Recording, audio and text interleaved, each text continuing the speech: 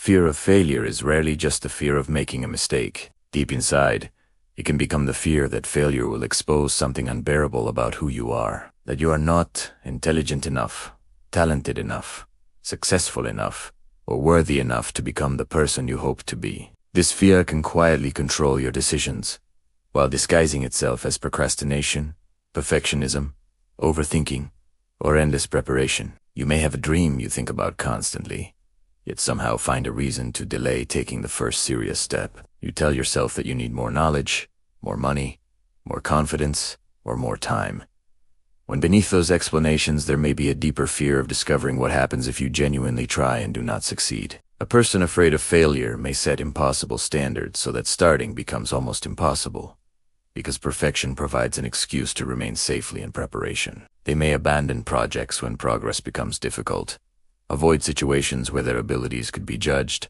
or choose goals that are comfortable enough to guarantee success but never meaningful enough to create real growth. They may also compare themselves constantly with people who appear more successful, using comparison as evidence that they are already behind. The greatest tragedy of fear of failure is that it can create failure without ever allowing you to truly attempt the thing you wanted. Dreams remain unfinished, opportunities pass, and years later, the question becomes more painful.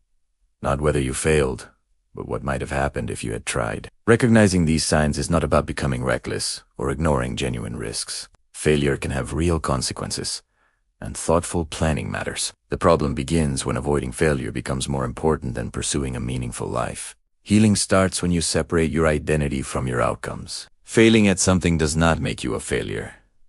Making a poor decision does not make you unintelligent. Being rejected does not make you unworthy. Every meaningful achievement contains uncertainty, and every worthwhile path includes moments where you may feel incapable. Courage is not the absence of fear.